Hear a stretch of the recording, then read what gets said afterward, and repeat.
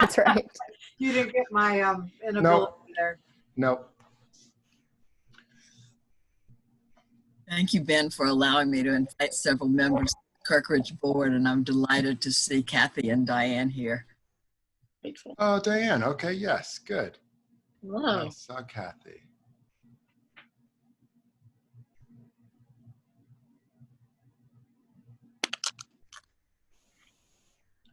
Just going to give another minute or two here. See if folks pop in.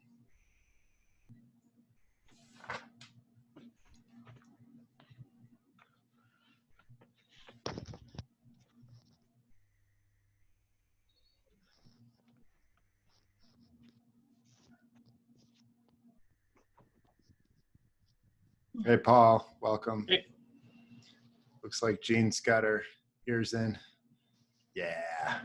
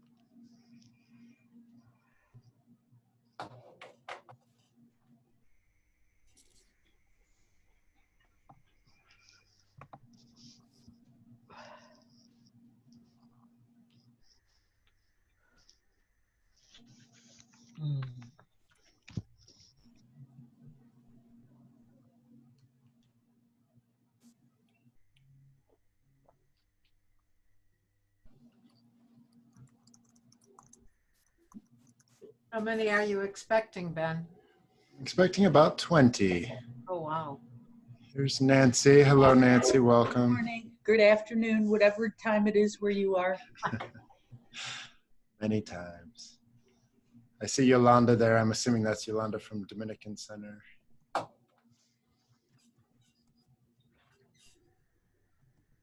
good.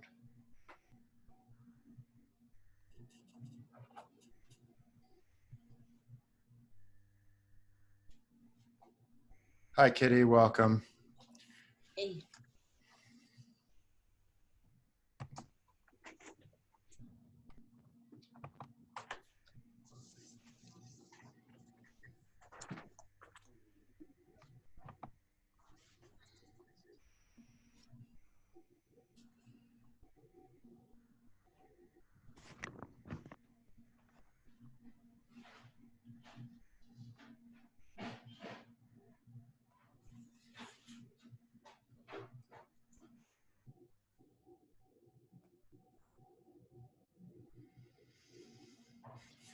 Maybe we'll go ahead and get started here.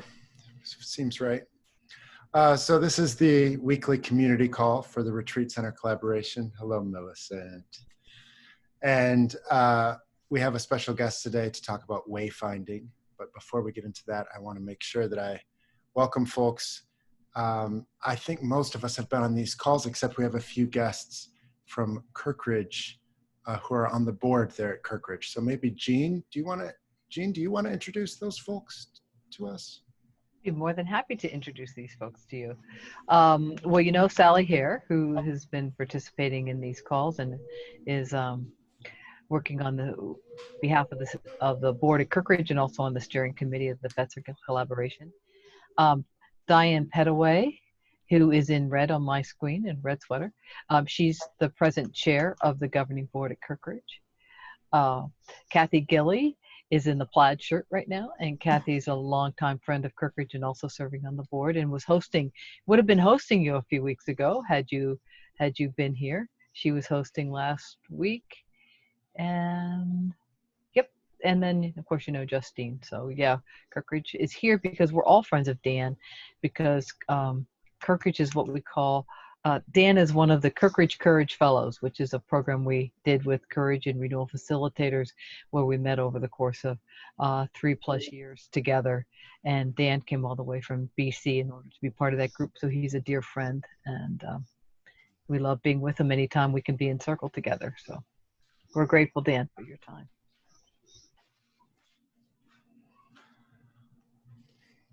Just want to make sure that I cover whatever else needs to be covered. And folks are still connecting. Great, welcome. I'd like to introduce Dan Hines. Dan Hines came to us through Justine and Courage, and is a great pair to the session that we did last week, where we were talking about the rope to the barn and sort of finding an anchor that can hold us to our missions as centers during these times. So evocative. So I'm going to pass it off to Dan, who's going to speak about wayfinding for this call. Welcome, Dan. Thanks, Ben. Thanks, Jean, too, for linking me into the Courage community. I just remember fondly spending time at that beautiful, beautiful place in the world, and sacred place. I like to begin with just an affirmation that I use in the mornings. This is my morning practice, but I also use it when I gather with groups. And it's a very kind of simple practice of, I take my hands like this, if you want to do it with me. And it's just to repeat after me if you'd like to repeat. And it goes like this. I am here. I am here. Here I am. Here I am. Right here. Right here. Right now. Right now. And then I just turn my palms up and I say, open. Open. I'm open and ready for whatever is lands or is thrown my way. So I'm here. I am here. Here I am. Here I am. Right here. Right here. Right now. Right now. Open. Open. And one more time. I am here. I am here. Here I am. Here I am. Right here. Right here. Right here. Right now. Right now. And open. And open. Okay. That helps me because I'm often not here and now. I'm often somewhere else, usually chasing the rabbit in my imagination over the horizon. And so just to be here with you now on this session and to bring what I can bring and offer what I can offer and to be open to whatever is going to appear. I want to recognize the land that I'm on. This is unceded traditional territory, the Secwépemc people. I'm from a settler family that came here in the 30s, both my mom and dad's side. So I've got ancestors buried here and their ashes scattered here in the valley. And this is home for me, the sagebrush and the ponderosa pine and the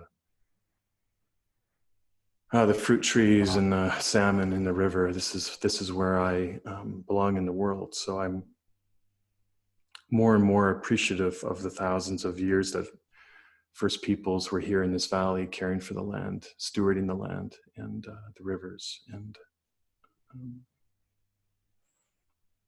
and to recognize that not just when we gather on these kind of moments when we say those words out loud, but just to be conscious, just to be aware of that in the day-to-day.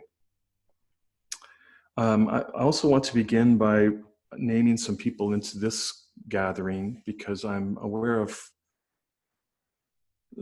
I think a deepening awareness around cultural appropriation and whose stories belong to who and how we tell the stories of others, especially when those stories are from a different community.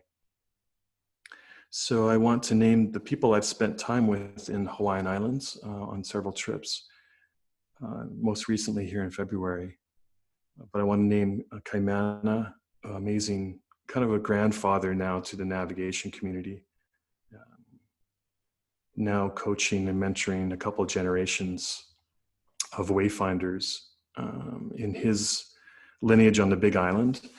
I want to name Bonnie Kaapia, who's amazing young leader who runs a voyaging academy on Oahu, where they take young people out on these 30-foot catamarans out for their cultural and geography and mathematics, and they do all the learning on the boat, which is so incredible to have that opportunity for an immersive experiential learning like that. And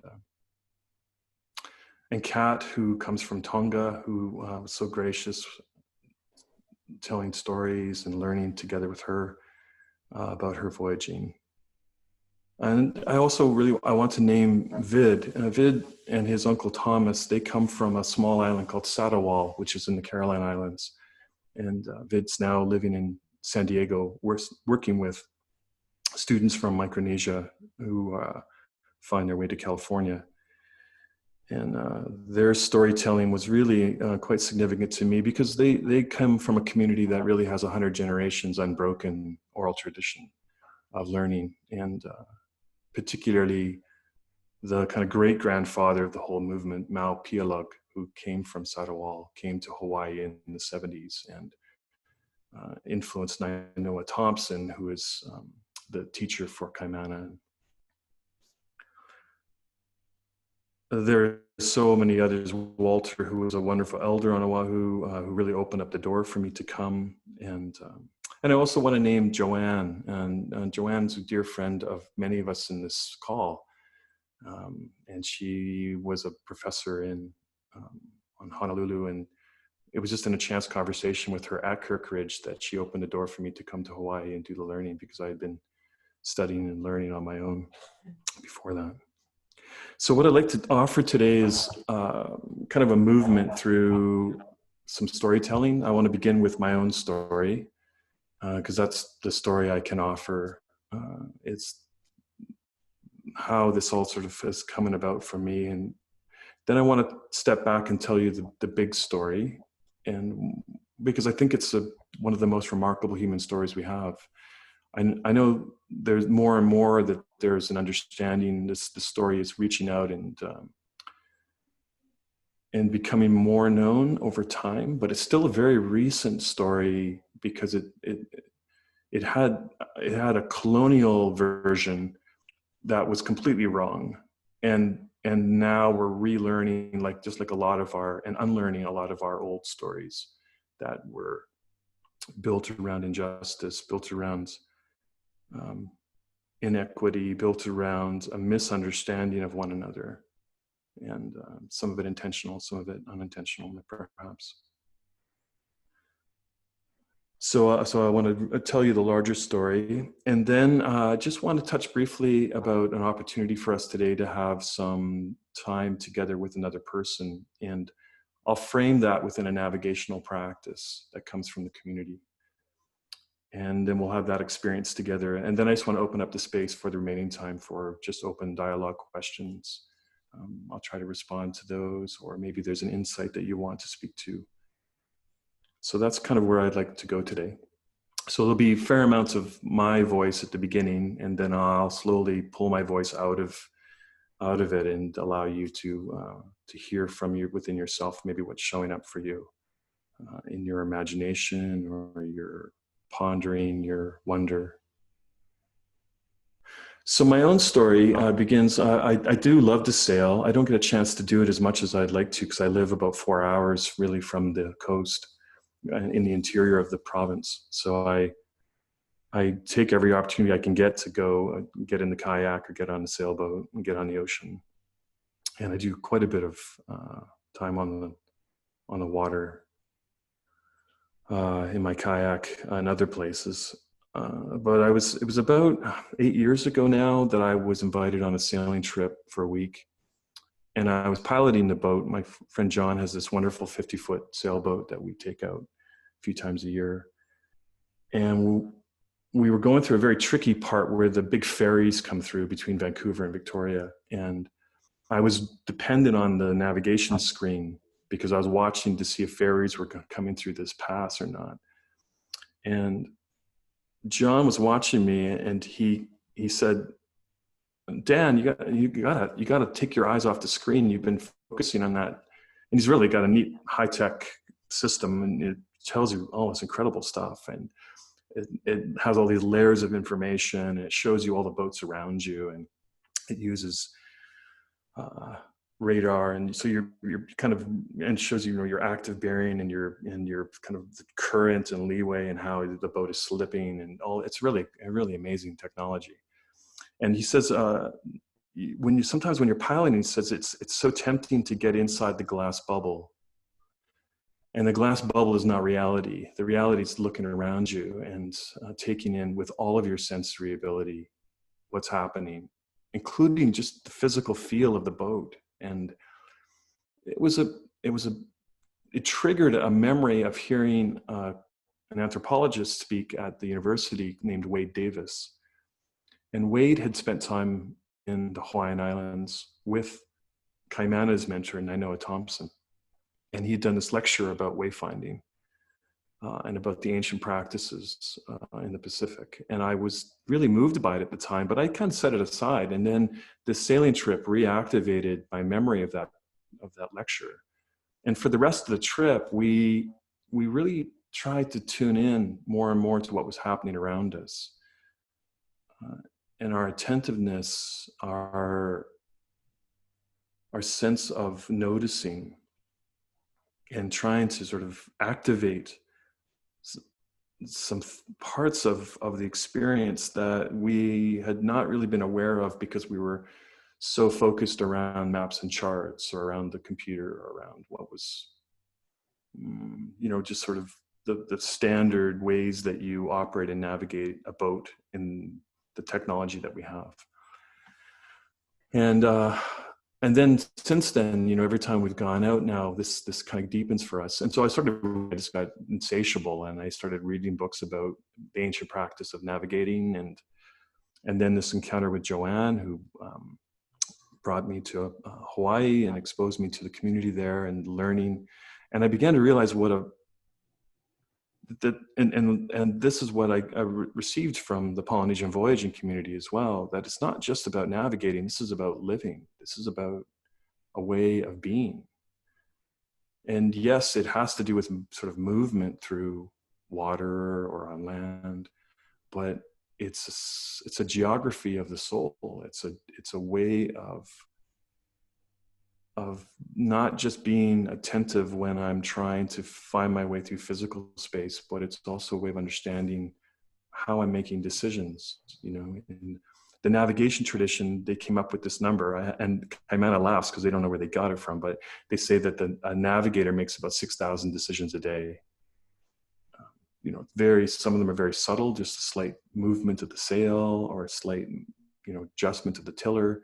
But they're making thousands and thousands of decisions based on the data, based on what they're experiencing. And so I'm wayfinding all the time. You're wayfinding all the time. We're making thousands of small decisions all the time, even just to decide, to be on this call together was the response to some stimulus, some wave hit your boat and you decided to kick your tiller, and now we're on the same beach telling stories to each other, right? So all of this was a response to wave information and the complex field of reality that we live in, and how a human will, how does a conscious agent operate in the midst of all of this information? So that's kind of where I've been. And I've been now for about 5 years playing with the navigational, not just, and it's more than just, I could say it's a metaphor, or I could say it's a soul narrative, but I think it's become more than that for me. It's become my frame of reference, and it's become my self-understanding. And I want to then offer it to wherever I go, because I sense that it's, especially at this time when a lot of our institutions are beginning to break down and we're going through massive sort of societal change even before the pandemic. And then what it's bringing to the surface in the form of disruption, in the form of real deep suffering and awareness around inequality, around corruption. I mean, the failure of how we've arranged our social commitments and responsibilities for one another, and we're way off the map, and we're way away from landmarks at this point. And you can sense it. I mean, I sense it every day among our leaders in the community I'm part of, trying to figure out every day. So it is wayfinding rather than, map navigation, where you have this projection to work from that was based on the past and based on history and gave you, a sense of where you were. So it's very oceanic now. It's very fluid and dynamic and in flux. And I think these are the kind of skills that are going to become more and more important. And I'm glad that the ancient community carrying forward now to the contemporary communities. And this is happening everywhere. It's not just happening in the Pacific. This is also very much in Canada, part of what's happening among the Inuit up in the Arctic as well. This is a story that's taking place, in desert environments as well. Any place where there hasn't been a dependency on maps and landmarks, this is the skill we have deep inherent in all of us. So that's my story and how I arrive here telling you this story. Now, let me tell you the big story, because the big story is remarkable, and it is a story we need to be telling one another, because it challenges, I think, a lot of the misunderstandings we have particularly about capabilities and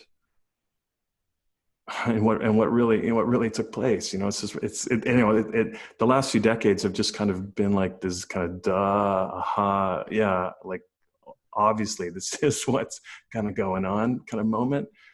So here's what we know now. We know about 100 generations or so, a group of people left Taiwan. They left this island and they did something remarkable. They sailed away from land out into the open ocean. They taught each other skills on how to travel. In this case, they were traveling east to travel against currents and against the dominant winds, and to discover thousands and thousands of islands. Every inhabitable island in 25 million square kilometers of mostly open ocean, which is larger than the landmass of China and Russia combined. They created, the largest culture sphere on the planet by far.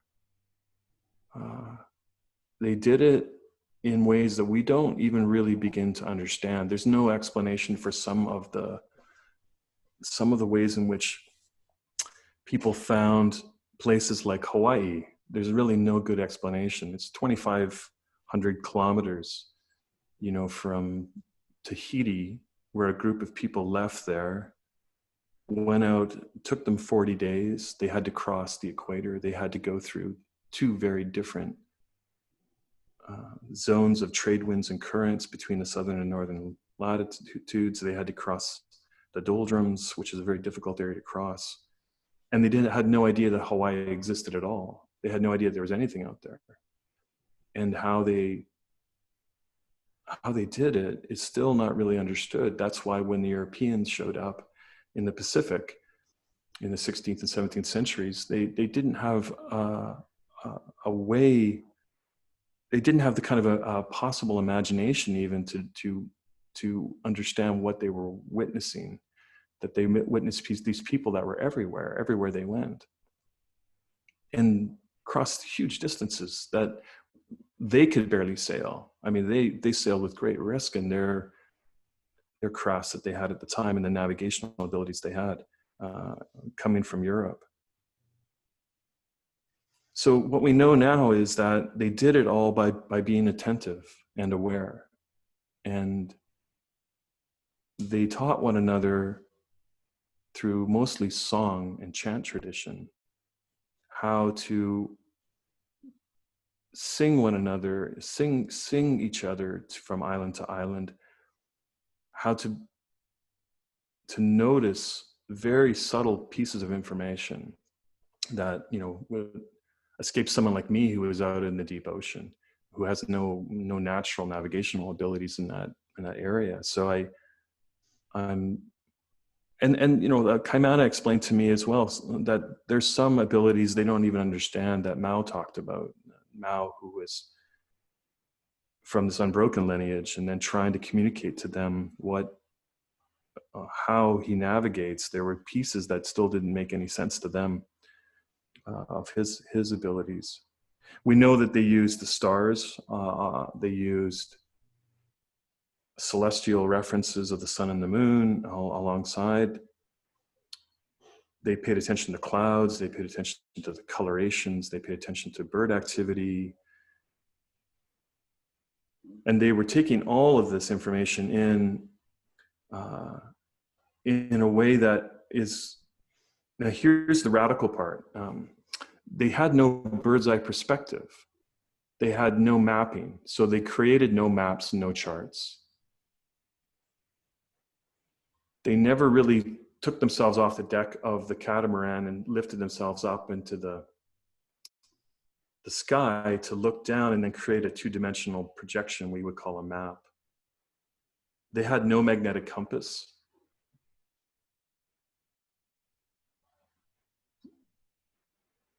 What they were doing, the way that it's described, is they were holding a vision of where they were going. Even an island they had never been to before, they had to experience it more than just even seeing it, experiencing it in themselves.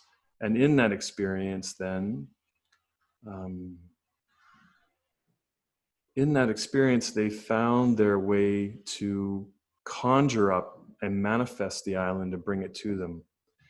The other perceptual ability they developed was to not see themselves in motion when they were on the boat. So this is not a linear voyage from A to B to C. They held themselves stationary out in this dynamic environments, and the islands were moving around them. So you basically just held a vision of where you were going. Like it sounds like what you talked about last week or last session. They tethered themselves. They had a connection to where they came from. And they did this physically with some large stones they would put on the boat that would have this connection then with the home island. And they never lost a sense of where home was, ever. They never broke that tether. So they're maintaining that at the same time as they're holding this vision of where they're going. And all of that is not held as a mental exercise. It's held as a physical embodiment because their bodies would sense everything that was happening. And through the body, through all the sensory data, and then held in this sort of mystic practice of visioning, they could bring themselves then to the next island, and even an island they had never seen before, even an island they had never visited. And they did this thousands and thousands of times, again and again and again. And it's just, it's like an Apollo mission, but with stuff that you built with on the beach. You know, it's incredible. And it's a story of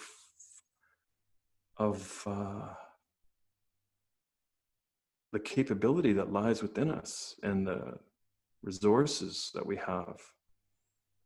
I won't say much about it today, but I think there's also some really powerful learning here about some questions about going forward of our own abilities and our disabilities that are being created by technology, and what we're losing as much as what we're gaining. I think that's an important conversation we need to have. And I think the wayfinding exposes that we may want to have an intentional conversation about this instead of just a trust in the accidental kind of assimilation of technology into our being. But that's a bigger topic, but I just tossed that in there because it's connected to this conversation. Okay. That's enough for now, because I want to go into more detail about one aspect of navigational teaching. But what I'd like to offer now is just a quick moment just to touch base about practice. I want to create an opportunity for us to have time together in a pair and with two people. And I'm going to base it on the navigational practice I'm going to introduce. And I'm going to then offer some questions, reflection questions to sit with for a moment.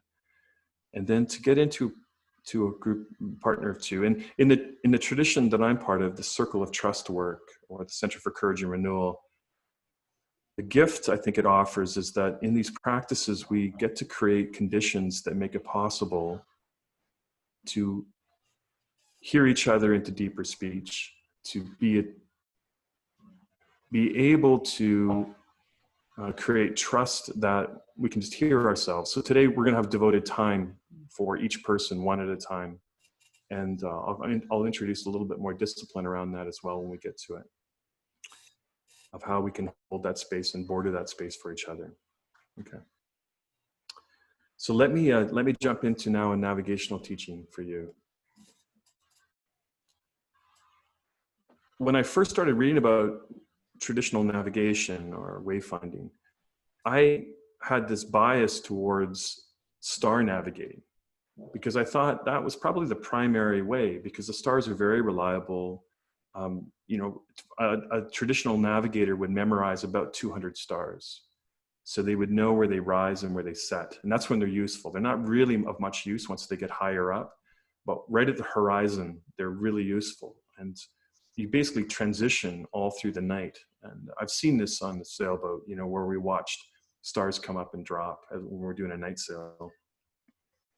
So you just pay attention to, you know, which stars, and then you use usually some reference on the boat itself lined up with that particular star at that moment, and then you know what heading or what bearing you're on at that point. The problem with stars is that they're only there in the nighttime, and I don't know why it never dawned on me, but they're not that reliable because you only get them half the time. And the other problem is if there's any kind of cloud or any kind of fog, you don't get them at all. And so days can go by with no stars. So the primary way to navigate is actually wave piloting. It's the waves. It's not the wind because it changes direction so quickly. It's the wave action. And there are three, you know, if you're jotting down some notes or you want to hold this in your memory, this is I think the powerful part of the teaching. When a navigator is teaching an apprentice, they teach them about three types of waves. And these are essential to know, to differentiate. They're essential to know them when you experience them. And I'm going to give them names, but these names don't take them too literally, because there's a bunch of gray between them. But I think it's important just to kind of name them. The first type of wave you want to be attentive to is what we would call swells. These are big waves. But when you're out in the deep ocean, they don't actually feel like waves. They feel more like rise and fall. This is the big lift and drop of the ocean, because these waves are created thousands and thousands of kilometers away and sustained over time by like trade winds or by, you know, really large hurricane or typhoon. So they have this sort of travel distance, and as time goes on, the waves begin to flatten a bit, and they begin to sort of get more and more gentle. But their power is still experienced in how you rise and fall. An experienced navigator will be working with about 8 of these. Kaimana says that sometimes you can get by with 4, but basically what happens then is you get this rise and fall, but it's coming from different directions. So there's maybe a rise and fall coming this way, and there's a rise and fall coming this way. And so what the boat begins to do, it begins to kind of corkscrew, and it calls pitch and yaw and twist and rock. So the boat begins to dance, and it's a very complex field. That movement of dropping, rising, twisting, rolling, pitching, yawing, that movement becomes embodied.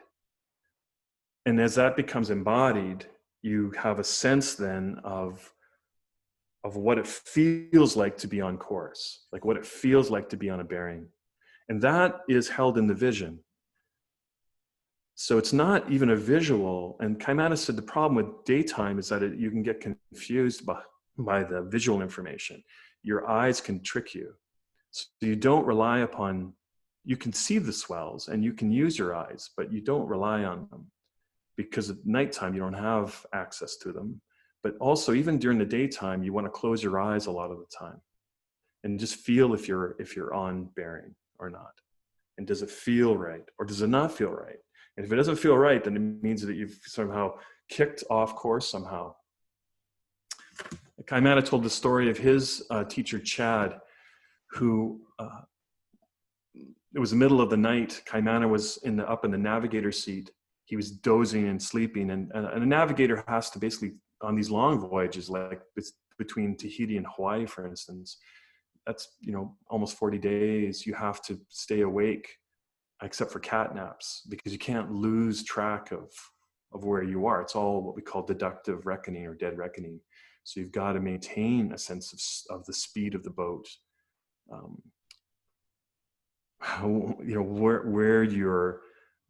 where you're at in the overall voyage, and at the same time also this incredible decision making about whether or not you want to change the direction or hold.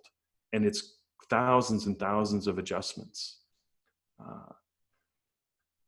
So he was kind of sleepy because he'd been awake for days now, and he was apprenticing navigating. So Chad was the master navigator, and all of a sudden he could hear Chad's voice, and Chad was saying, starboard, starboard, hold, starboard, hold.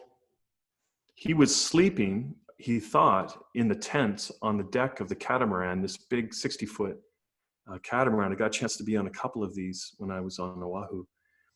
That's what they use for the deep ocean trips. It's kind of sort of two pontoons or two canoes and then a big flat deck. He was sleeping on the little tent on the deck. So he was laying down. It was middle of the night. He was on the deck, and he could tell that they were off course. And so he was readjusting the course and said, don't wake up Kaimana, let him sleep a bit longer. I'll navigate, let him sleep. So that's the primary. And this is the matrix of the ocean. This is the deep rhythm patterns of a voyage. If that was all there was to the ocean, and there was only the ability, to kind of be out there and feel these deep swells and patterns, navigating would be difficult, but it wouldn't be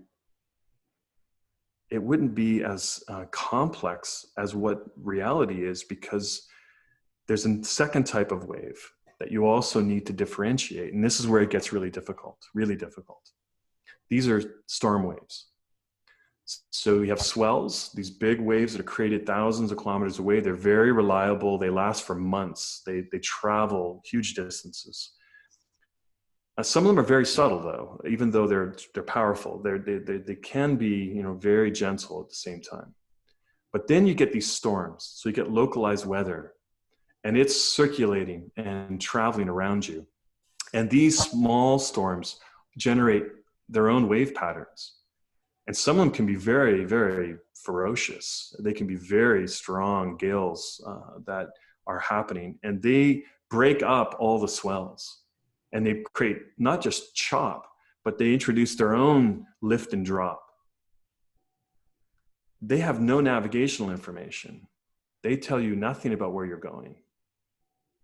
They tell their importance, like Kaimana said, they tell you basically if you want to pull the sail in. They tell you do you need to take a run and try to get to safe harbor if you can make it. Do you want to get on the backside of the island right now and wait this one out? Do you want to not just pull the sail in, but do you want to then switch modes? Because if you go into drift, if you go into complete exposure to the winds and currents, and you're not in control of the boat anymore, and you haven't got the sail up, you have to switch navigational skills to a very different way of seeing yourself, because you have to start living with the fact you're going to be way off course. And how do you hold the vision of the island when that happens? Is an incredible ability. So these storm waves are circulating all the time. They're always in motion. They're always coming and going. They don't last forever, but they last for a period of time. And they affect you. And they're part of your decision making, but they're not part of the sense of direction. Then there is a third type of wave. And this is really how they found all the islands. When these big swells that are traveling across the ocean, when they hit an island, which is just a mountain out in the ocean, when they hit this island, they they are affected by the solid landmass that they hit, or if they bounce off a coastline. And they create two types of what we'll call bounce waves or disruption waves. So we got big swells, we got storm waves, and then we got these little bounce waves, these disruption waves. And these are either reflecting or refracting. If they reflect, they come back. If they refract, they bend around an island and they create like a shadow zone at the backside. And then they create a really odd pattern. Experienced navigators could pick these up hundreds of kilometers away from an island they can't see. Islands over the curvature of the earth, islands that they have not yet seen birds or any other activity. They have no other data, but all of a sudden there's this weird slap on the side of the hull. Or the boat makes a sudden rock in a strange direction. There's something that happens that comes out of the ocean that sends this signal in the form of this bounce wave. And when it arrives, it is noticed by a navigator who has turned on all of her or his sensory ability, and that they're just feeling their way through. And all of a sudden there's this other presence, this other activity. And so then the question becomes, do I steer towards it if I'm looking for that island? Or is it a known island and I'm just going to then use it as a reference, as a really powerful knowledge then that I'm on course because that's coming from the right direction. And in the Marshall Islands, some of the navigators described almost what you could describe as sort of a fingerprint, I guess, on the ocean, or they could sense the difference between the islands by the refraction and reflection waves. So they could actually feel the signature, the distinct feel of that island. And it would feel different than the other islands around them. And that was just learned from thousands and thousands of trips. They would just get a feel for it. So you follow these, and that's, there's that explains, if you take then a couple 100-kilometer radius and you draw it around every island in the Pacific, you all of a sudden create almost like a continent. And it basically becomes somewhat understandable, except for a couple of big exceptions like Rapa Nui and New Zealand and Hawaii. But otherwise, for most of the archipelagos, you get this sense of, oh, okay, so even though it looks like there's vast expanses of water, if you have this ability, you actually are pretty safe in the sense that you kind of always are picking up a disruption wave from some other island. And particularly, most people navigated within their chain, within the island groups that they belong to. So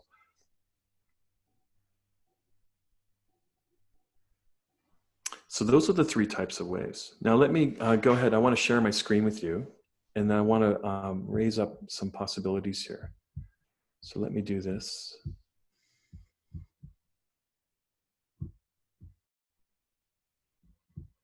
All right. I like this visual as well. I tossed this up here. I wasn't sure if I was going to use it today or not, but this is one way that the touchstones we call, or the guidelines, or the group agreements or norms that we use in a circle of trust. I love the way that this was visually represented one time around wayfinding as constellations. And these are kind of the star references of a way of being together with other people. Okay. So here's what I want to offer as far as questions to consider today.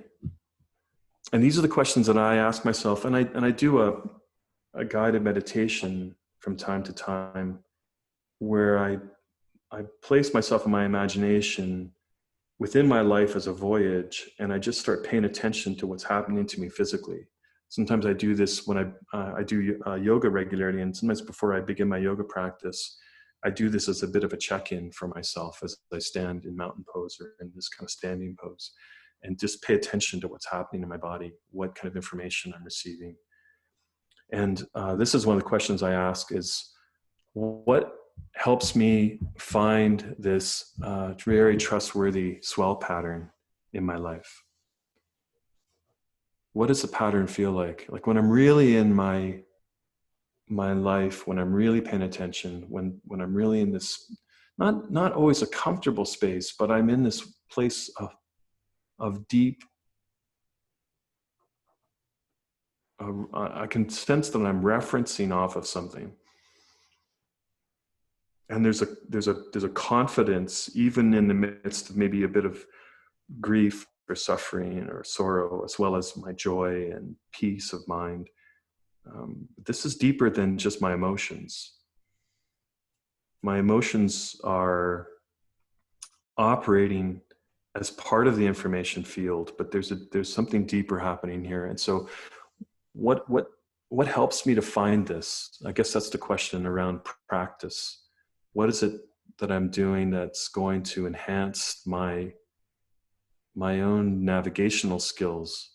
Because if I don't have this, if this is lost to me, I am lost. And if this is, for whatever reason,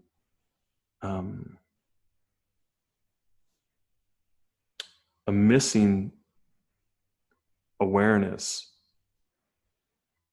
then I'm really, I really am drifting at that point. And I can, and my own life has been a whole series of forgetting and remembering, waking up, falling asleep, waking up, falling asleep, knowing and sensing these swells and then losing them again. Okay. So what helps me to find what's trustworthy? Okay, so storm, man, we're in the pandemic storm. So there's no question that we're in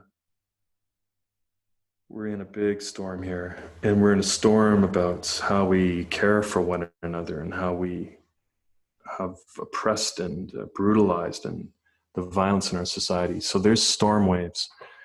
And then there's just our personal things going on in all of our families and our situations, even within just our sense of our own selfhood. So what storm waves can I identify? And, what are they indicating to me? Like, in other words, what response do I need to have? I've noticed in myself, when I first got back from China, I was in China for most of last year. When I got home, I really needed to pull the sail in. There was a big storm wave that hit me in the form of some kind of a depression or funk or blues. I don't know what to call it, but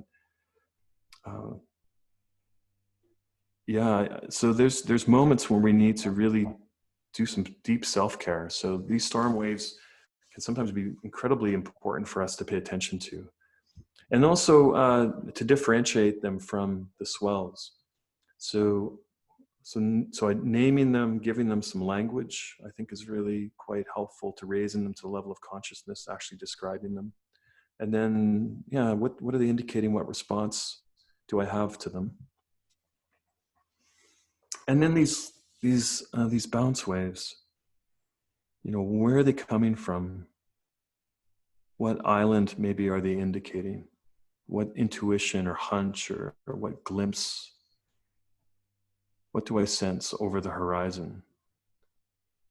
And this is the new and the surprising and the creative possibility that gets me out of my obsessive, redundant thinking. So what is it that's just showed up? And maybe it's just an inkling. It's just the beginning of a very subtle bounce wave. Or sometimes it's, it's very clear that this is the direction I need to go, and I just need to name it and kick the sail and kick the tiller over and make this boat turn to be responsive to this.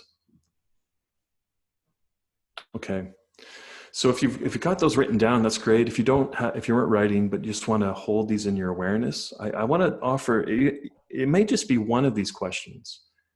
It may be all three that you want to visit and hold around swells and storms and bounce waves.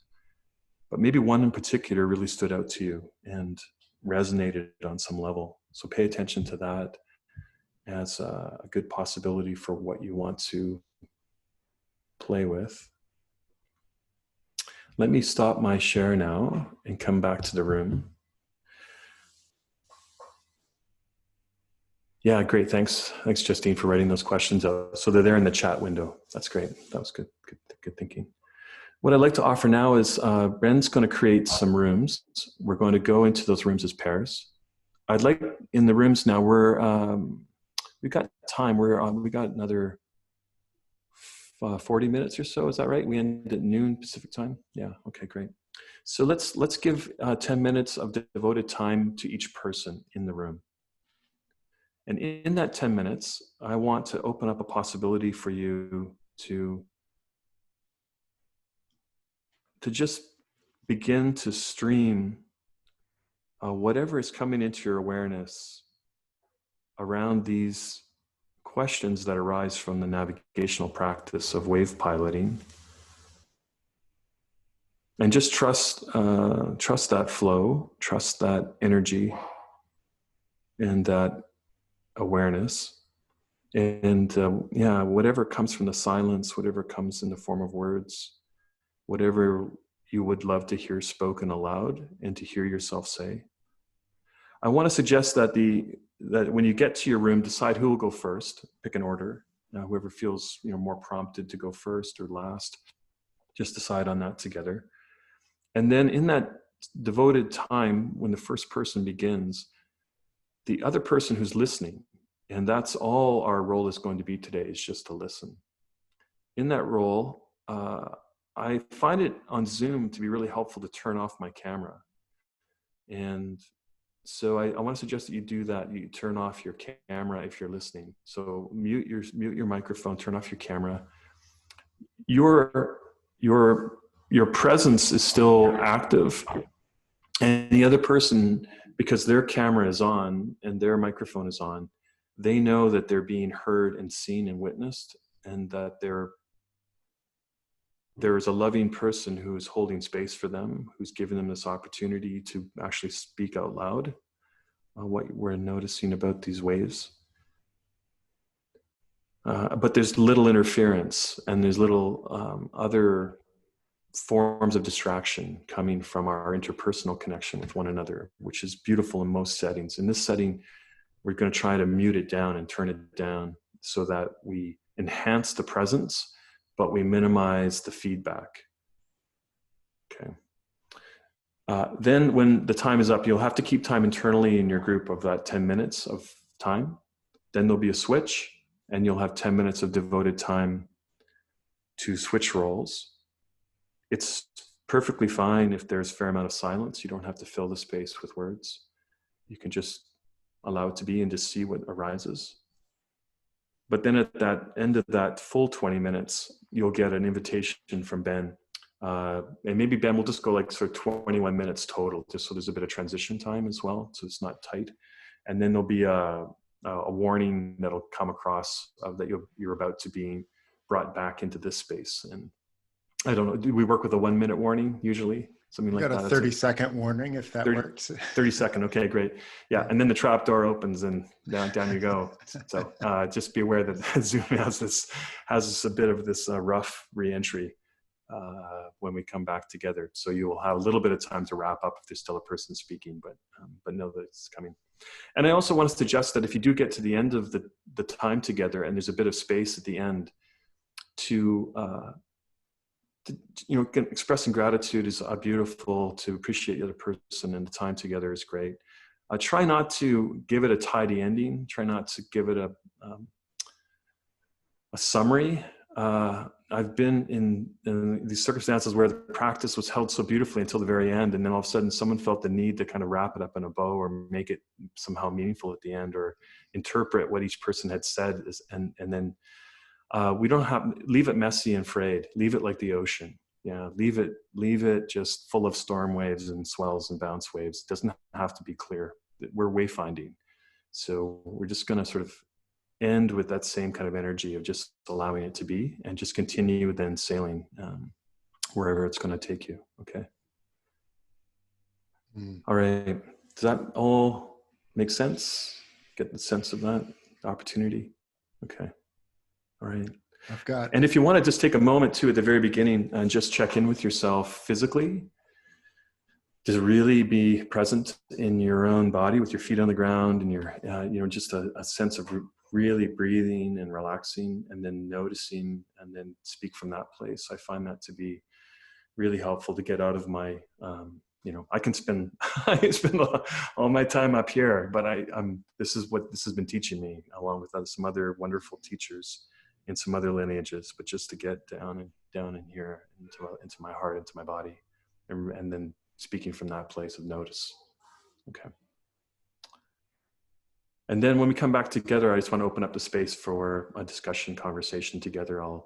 It'll just be wide open for whatever we want to do in that last piece of time together before we go. Okay. All right. Thanks. Thanks, Ben. Off we go, folks.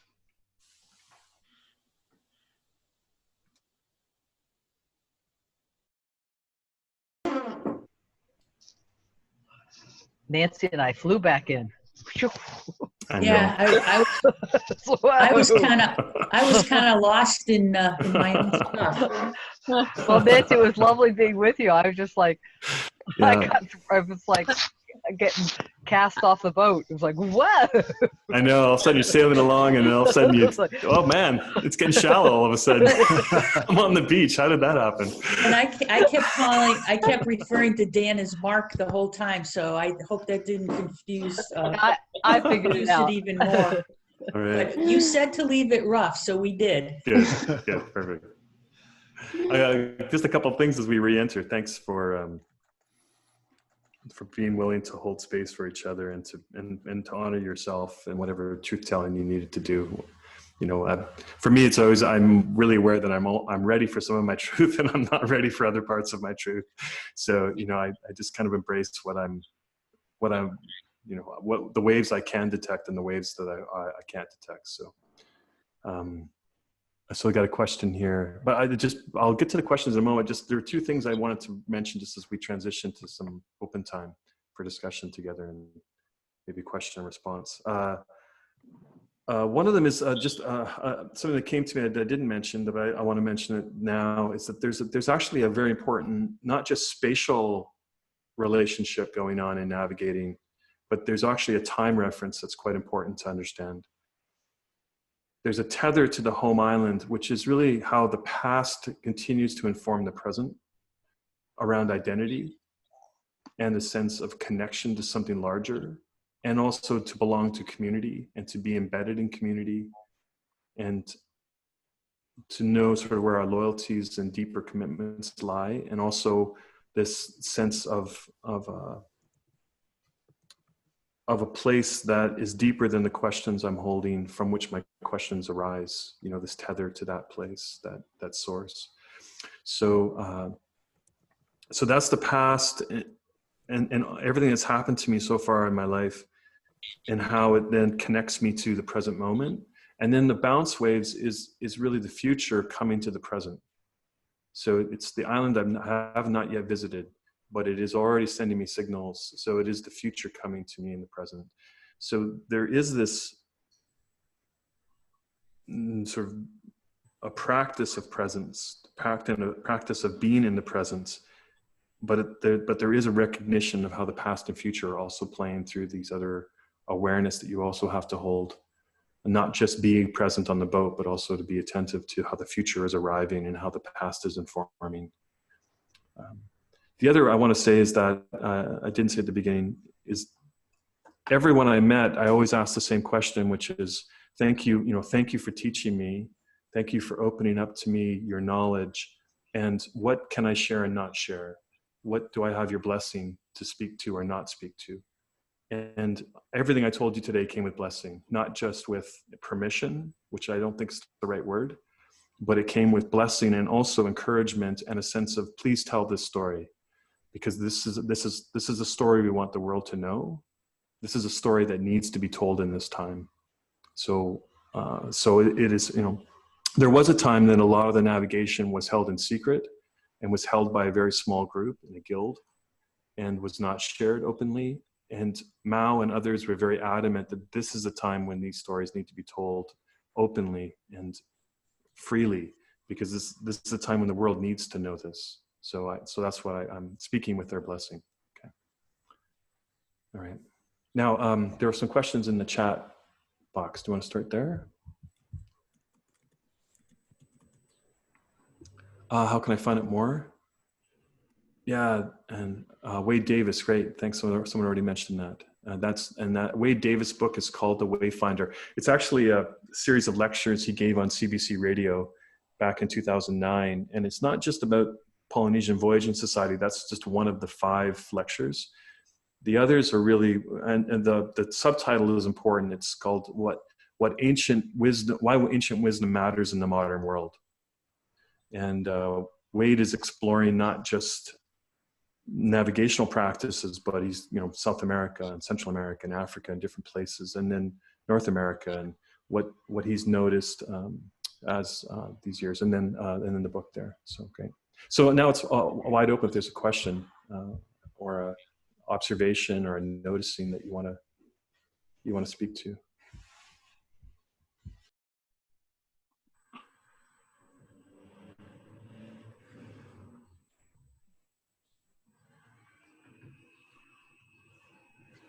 I'm really grateful, Dan, I of course know this work from prior work with you through the Courage Fellows, but it's such timeless work, and it threads through my life in so many new ways from this retelling and revisiting. So thank you so much.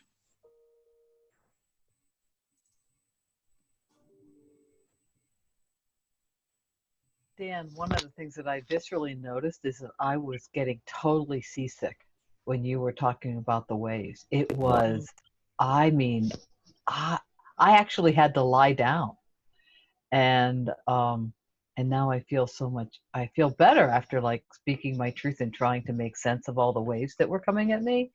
But I was actually just shocked how visceral your words were coming into my system, which only speaks to the craziness that we're living in. Thanks for being here today.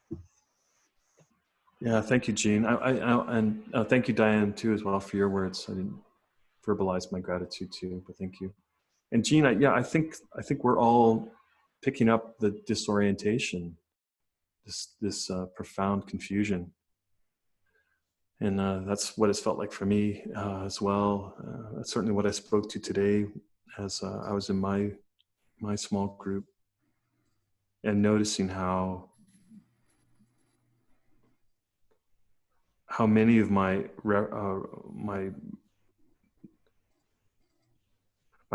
sort of go-to landmarks or my go-to sort of stability have been taken away.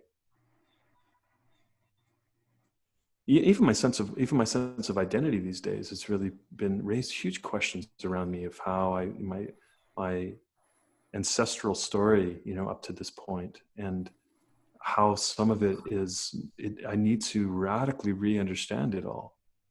And that's how disruptive that is, like how difficult that is to do. Yeah.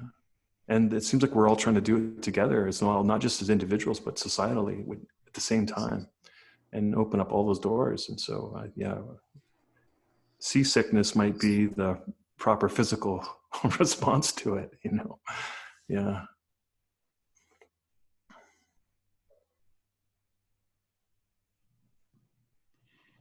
And I'm not even sure what the question is that I'm trying to formulate, but it's something about, are there, what do the swells, what have the swells in your life or in one's life look like? And I can imagine how I would say to myself, oh, Joanne, this is just a storm. Pull the sails in and it'll be different in a week. It's harder for me to know how distinguish or to identify what the life lifts and drops are. If that makes any sense, can you speak to that at all?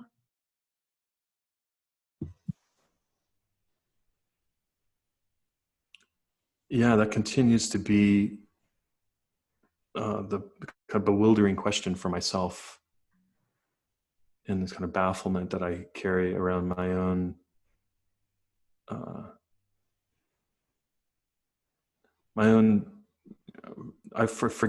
forgetting what the swell patterns feel like when there's a lot of storm activity around me,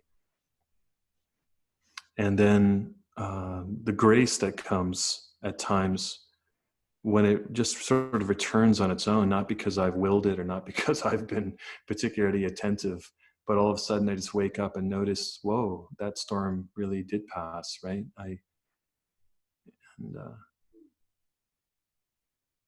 I think perhaps one part of wisdom is to begin to notice the self-generated, like the storms that are coming from within me as opposed to storms that are externalized, and then learning how to mute the energy of the internal storm activity, so that I can spend more time, maybe in that awareness.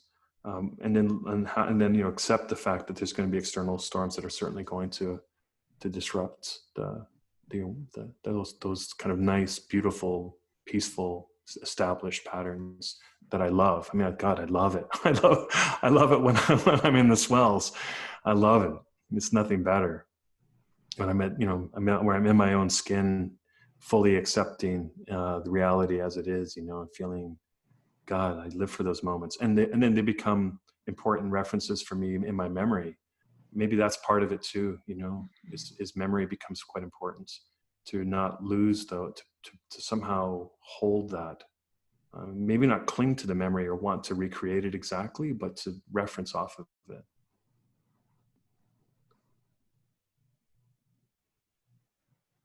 Thank you so much. It's the question I'm holding too. It's wonderful to hear someone else ask it.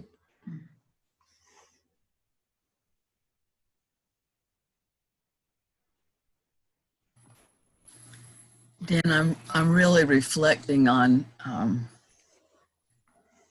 the way you described the swells and the way you described the storm waves, and realizing as I started speaking out loud in my small group that my storm waves are so intense that I really couldn't feel the swells, so I had no idea of direction.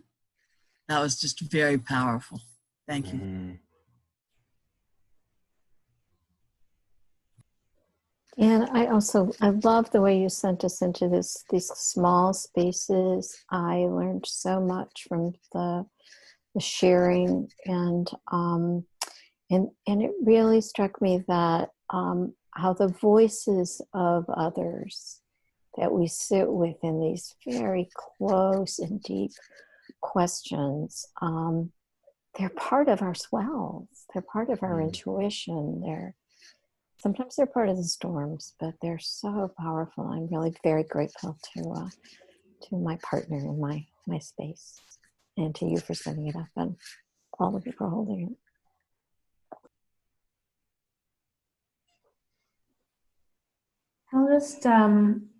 I'd love to just share that I think I'm just so struck by the embrace of, what you shared about the potential of relearning the stories that we're living with, and reckoning with them, and how this way of navigating and wayfinding, I think that there are allegories in it in many of our lineages.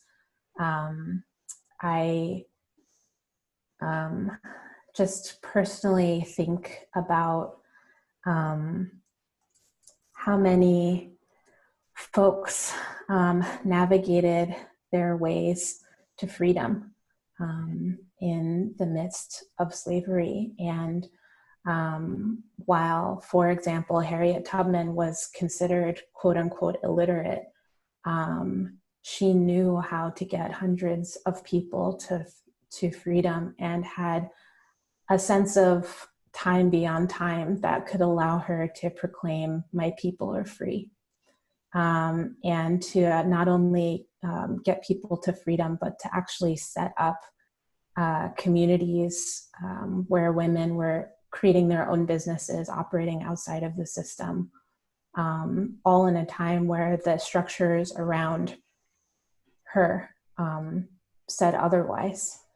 And I think we have queer ancestors who have that lineage.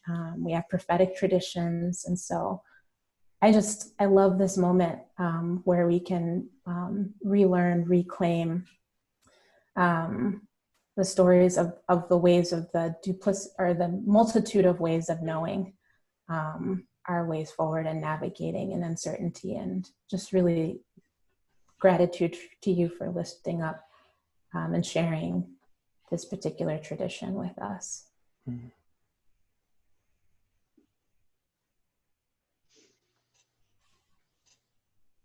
Thank you.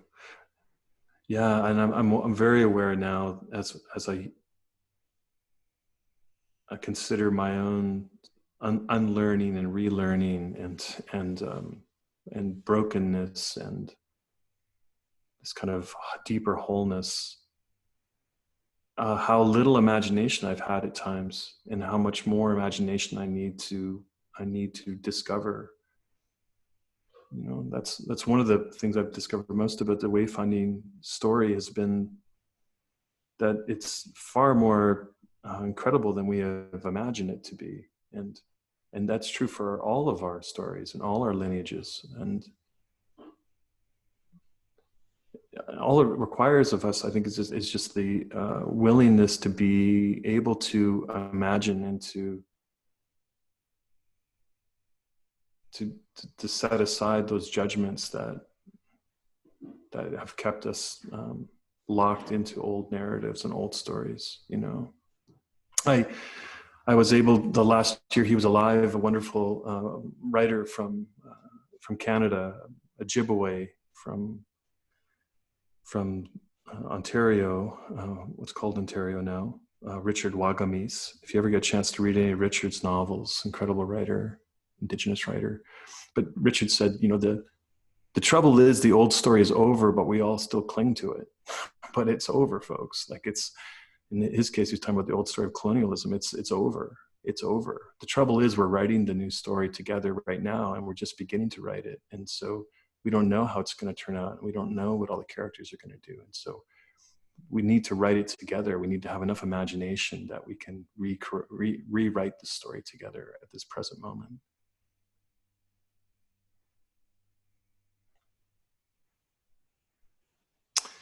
So I want to honor the time. I think we're at our time, Ben. So I don't know if there's a way in which these guys, I have a poem. If everyone has a few more moments, I'd like to end with, and this is one of the. It's an ocean poem that I really love, and so this one comes from someone I know is well known to some of us in this circle, Judy Brown, called Trough, and. It's a kind of one of my go-to poems around, awareness, attentiveness, patience, I think all the skills of a navigator. And I thought I could share this with us maybe as a closing, if that would be okay. All right. So, and I've got it on my screen too, so I know some people like to see the words of a poem as well as I'll read it out loud, but I like to also lift it up as well in the written form that Judy provides it. Okay.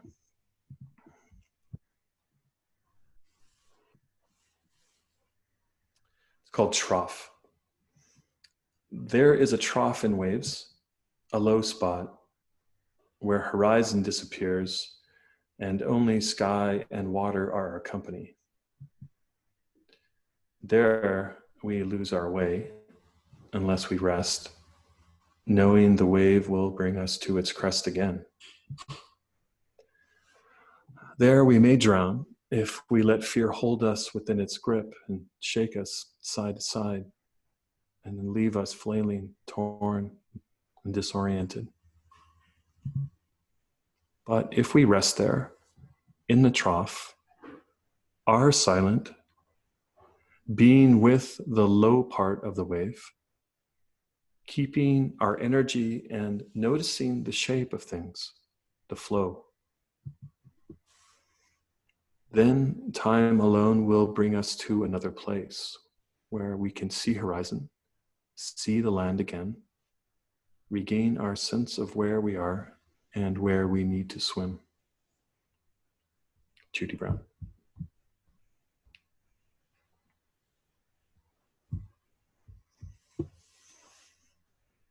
All right, so thanks. I really appreciate the invitation to be with you today. It was wonderful to have some time together. Thank you.